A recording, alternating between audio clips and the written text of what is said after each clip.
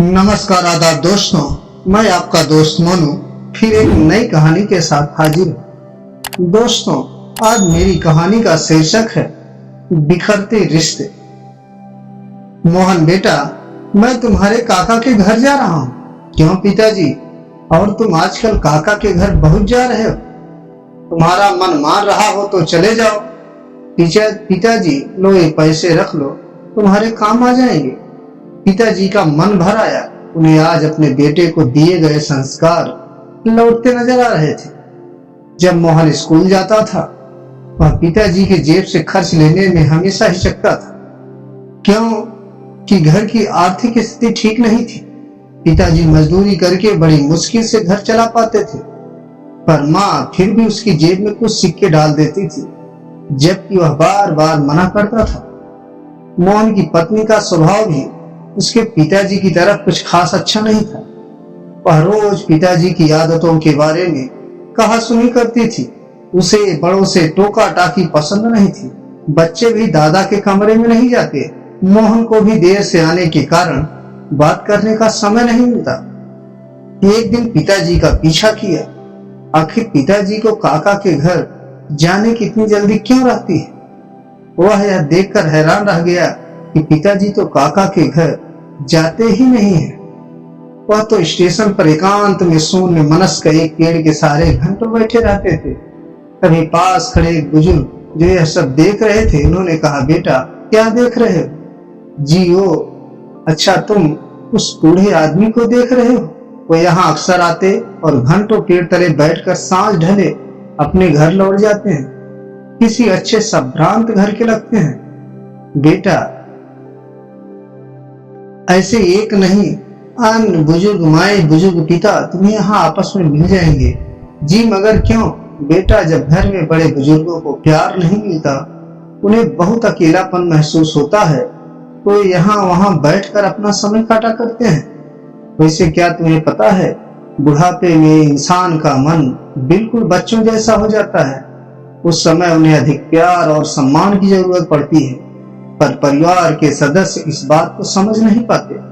वो यही समझते हैं उन्होंने अपनी जिंदगी जी ली है, फिर उन्हें अकेला छोड़ देते हैं। कहीं साथ ले जाने से कतराते हैं। बात करना तो दूर, अक्सर उनकी राय भी उन्हें कड़वी लगती है। जबकि वही बुजुर्ग अपने बच्चों को अपने अनुभवों से आने वाले संकटों और परेशानियों से बचाने के लिए सटीक सलाह देते हैं। घर लौटकर मोहन ने किसी से कुछ नहीं कहा। जब पिताजी लौटे, मोहन घर के सभी सदस्यों को देखता रहा। किसी को भी पिताजी की चिंता नहीं थी।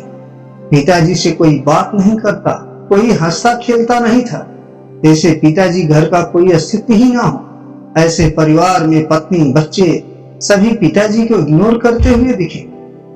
सबको राह दिखाने के लिए आखिर मोहन ने भी अपनी पत्नी और बच्चों से बोलना बंद कर दिया। वो काम पर जाता और वापस आता, किसी से कोई बातचीत नहीं।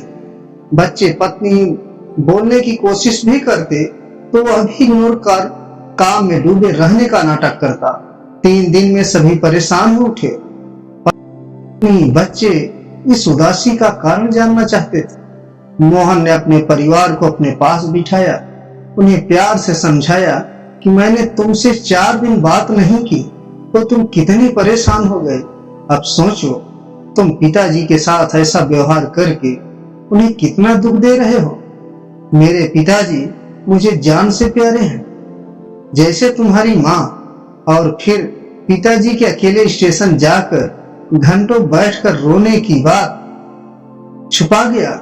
सभी को अपने बुरे व्यवहार का खेद था। उस दिन जैसे ही पिताजी शाम को घर लौटे, तीनों बच्चे उनसे चिपट गए। दादाजी, आज हम आपके पास बैठेंगे, कोई किस्सा कहानी सुनाओ ना। पिताजी की आंखें भीग गई। वो बच्चों को लिपट कर उन्हें प्यार करने लगे। और फिर जो किस्से कहानियों का दौर शुरू हुआ, वो घंटों चला।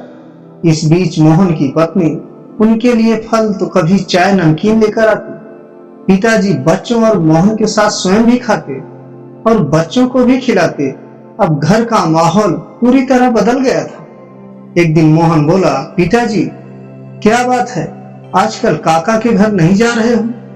नहीं बेटा, अब तो अपना घर ही स्वर्ग लगता है। आज सभी में तो नहीं, लेकिन अधिकांश परिवार के बुजुर्गों की यही कहानी है। बहुधा आसपास के बगीचों में, बस अड्डे पर, नजदीकी रेलवे स्टेशन पर, परिवार से तिरस्कृत भरे हुए परिवार में एकाकी जीवन बिताते हुए ऐसे कई बुजुर्ग देखने को मिल जाएंगे। आप भी कभी न कभी अवश्य बूढ़े होंगे, आज नहीं तो कुछ वर्षों बाद होंगे। जीवन का सबसे बड़ा संकट है बुढ़ापा। घर के बड़े बुजुर्ग ऐसे बूढ़े वृक्ष हैं जो बेशक फल न देते हो, पर छांव तो देते ही हैं। अपना बुढ़ापा खुशहाल बनाने के लिए बुजुर्गों को अकेलापन महसूस न होने दीजिए। उनका सम्मान भले ही न कर पाए, पर उन्हें तिरस्कृत मत कीजिए, उनका ख्याल रखिए। राधे राधे दोस्तों, हमारी कहानी आपको कैसे लगी? हमारे चैनल स्टोरी टीम को अधिक से अधिक सब्सक्राइब करें, कमेंट करें। धन्यवाद।